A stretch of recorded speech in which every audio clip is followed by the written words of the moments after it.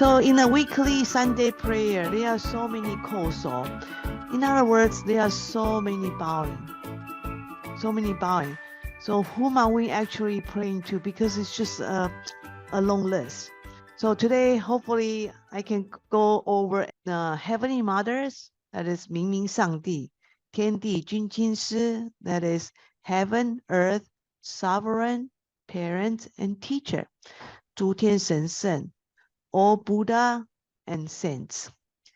Maitreya Buddha, and that is 弥勒祖师.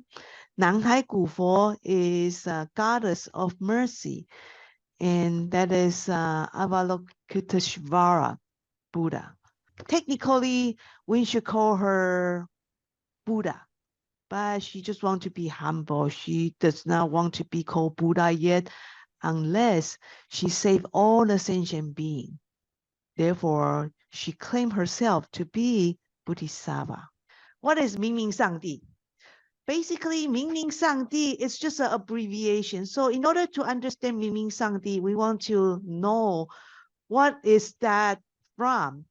So it's 明明上帝, 无量清虚, 至尊至圣, 三界十方, 万灵真在. What's interesting about this is that this is the whole name for 明明上帝. That's the whole name. We can study this in 1, 2, 3, 4, 5. 5 segments. 明明is describe its essence. So for those of you who know Chinese, 明 is bright. It's illumination. So basically it's just talking about our essence. 上帝. Second line, 上帝. What is 上帝? So if you heard of Chinese, sometimes when we go to church, we hear they sing song, they worship God. They don't say God, they say 上帝. In other words, 上帝 is the Chinese name for God. 上帝, they say the almighty power of 上帝. So if you want to learn Chinese, 上帝 is another word you want to learn because it means God. So 明明上帝 is what we always hear during a ritual. And of course, 上帝 is about supremacy. On the second section, 无量清虚, it's boundless. It does not have any boundary. There's no form you can draw. And 清虚, so in other words, it's immeasurable. And 清虚, it's about formless. It's about total tranquility. Sunyata, it's empty. One of the Laozi's book is called 清净经. Qing is about tranquility. In this context, it's talking about it's so peaceful to the point that there's nothing exists, or everything exists, but there's no interaction. That sounds like 无极, right? 无极 does not have form. It's talking about tranquility. And now let's go to the third section. 至尊至圣. 至尊, it's about very high status. It's the utmost status, the highest one that you can go. And 至圣, the word 圣 is about saint and sages. So how can we describe Jesus? Jesus is a sage, or we can say a saint, but he is the most divine, so he has the most virtue. In religious context, when we use the word 圣, it usually refers to somebody who is very, very holy, such as Jesus. And 三界十方, when we talk about 三界十方, if you are Buddhist, you will think that it's a very common term that you hear when we study the literature, 三界十方. Even though it's 三界, it's 3 realms, but here it's talking about beyond the 3 realms. It's endless space. And also here, 10 direction is about infinite. It's beyond the 10 directions. So instead of 10 directions, it's more than millions, billions of directions. In other words, it's everywhere. Now we are in the last one, myriads of being, 万灵真在.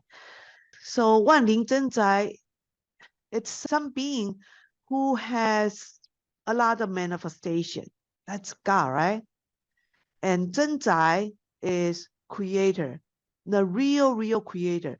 So the word Zen is the almost, the truth, the virtuous, the most pure, the creator of the essence, someone who is genuine, the genuine creator.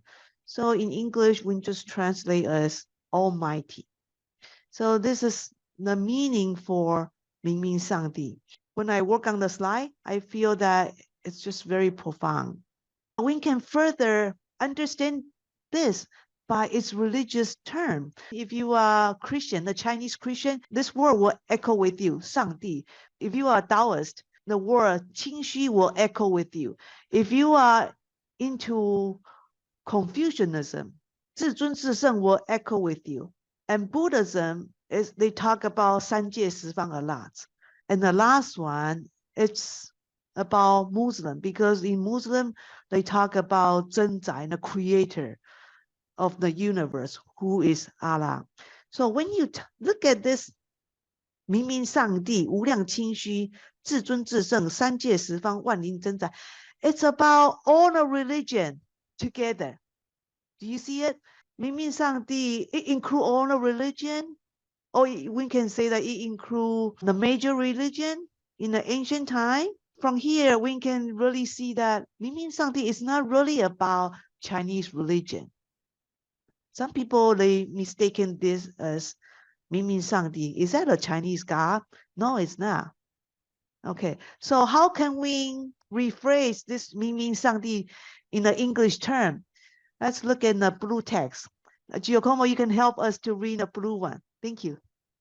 The Supreme Creator, who is illuminating, immeasurable, tranquil, revered, divine, with infinite power manifest to myriad of beings. Thank you, Giacomo. So now we understand what is 明明上帝, right? This is the whole meaning. But in the temple, we just talk about 明明上帝 in this 4 characters. It's just too easier to say, because who can remember 明明上帝, 无量清虚, 至尊至圣, 三界十方, 万灵真宰? It's just too long. So when we look at this 明明上帝, what does it mean? First thing that comes to our mind is that it's the creator, is the most tranquil, is the most divine. And it's the one, the almighty creator that manifests to the myriad of being, but all the myriad of being, all the sentient being can also be traced back to that one, to that center. So 明明上帝, we often see this on the I-Kuan Tao altar, especially in the center, such as this one. This one is being split up into 3. Let me read it. So this one is 明明上帝, 无量清虚, 万灵真宰, and go on to position number 2, 至尊至圣, and go on to position number 3, 三界十方. So a lot of time, if we cannot fit in correctly, if the length does not allow us, then we will just put 明明上帝for short. So 明明, it means clarity. Clarity means illumination. And in the Shenwei temple, where I was there a week ago, it has everything spelled out. Everything is 20 characters. And this Shenwei temple is in Kaohsiung, Taiwan. Okay. And this is the front view. As you can see, it's very tall. And you can see that there's a little person right here. And this is another temple in Taiwan, Taichung. You can see 明明上帝 in the center. And on this particular temple in UK, Manchester, 明明上帝 is being compressed because it's too long. So as you can see, 明明上帝 is in the middle. And in this particular picture in Kansas, USA, in one of the holy house, this 明明上帝 is also compressed too, in order to fit the household ceiling. So sometimes in the I-Kuan Tao temple, people, they want to pick something else. And this is a picture in Sri Lanka. People in Sri Lanka, they want to worship Buddha, so they can put whatever picture they want. In this case, they put Shakyamuni Buddha's picture on the wall. And another scenario, 明明上帝 People also put Míng上帝with a pictogram instead. So the pictogram comes from the caricature of Mu, and this means mother. In the pictogram term is the center picture here. When you turn it 90 degrees, it becomes like this. So sometimes in the I-Kuan Tao temple, you also see this symbol too, such as this one in UK Manchester, or this one in Singapore. And like I say, it doesn't have to be in a Mu caricature or Míng something. You can put Guan Yin's picture. And in this particular picture, we see Jesus. So I believe this one is in Philippines. So the people in Philippines, they love Jesus. So they don't have to put Míng上帝, right? The picture on the right, they put Buddha Maitreya. So it's about whoever you want to put it, whoever that you find affinity with. If you want Guan Yin, you can put Guan Yin. If you like Guan Di Sheng Jing, you can put Guan Di Sheng Jing. If you like Lao Tzu, like Robert, he can put Lao Tzu too. So earlier we talked about Míng上帝. This is the daily prayer. So the first one is the Heavenly Mother, the Creator. When you rise, bow, and kneel. Next one is heaven, earth, sovereign, parents, and teacher. Get 5 bow. Because human is between heaven and earth. If we study I Ching, everything about I Ching is what are the things happen between heaven and earth. So heaven and earth, sovereign is the supreme ruler. Because in the ancient time, the emperor has the power to speak to the divinity. Say during a drought, the emperor can call the thunder, give a rain, and the rain will come. If there's not enough plantation, the sovereign will ask heaven for more plantation for a good harvest time. And if there's a famine or if there's like disaster, sovereign can basically communicate with Míng上帝to help the people in his country. And parents, of course, is our parents. Not only our biological parents, it can also be our spiritual parents too. And teacher, whoever teaches us is great. Confucius say that if you walk among 2 people, there must be one is your teacher. So after Míng上帝, it's 天地君亲师. Heaven, earth, sovereign, parent, and teacher is 5 bow. Next one is all Buddha and saints. So all Buddha and saints, it's talking about all the Buddha. How many Buddhas are there? Maybe millions of Buddha. Since the ancient time, millions or billions of Buddha. And saints. So Buddha is more of a Eastern religious term. So saints is more of a Western religious term, such as Mother Teresa or Jesus. So in other words, all Buddha and saints that include all the religious leaders whom we call saints, sage, Buddha, Bodhisattva. That is, every divine being has 5 bows. And弥勒祖师, we all know who is弥勒祖师. 弥勒祖师is Buddha Maitreya. We also call him the Laughing Buddha.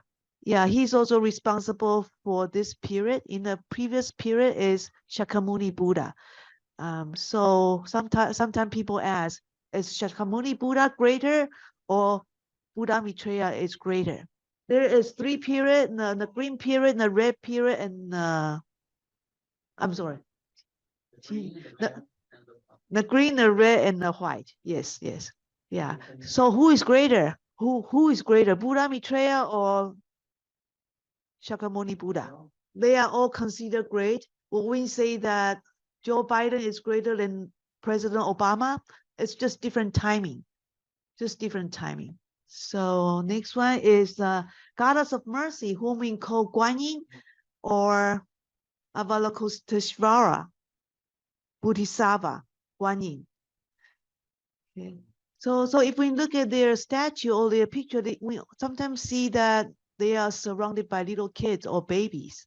So they all try to deliver the same message that we should go back to the state of kids or child, because when we are in the child stage or those time, we have less desire, we have less ego, we don't want to compare, we just accept anything as we are given.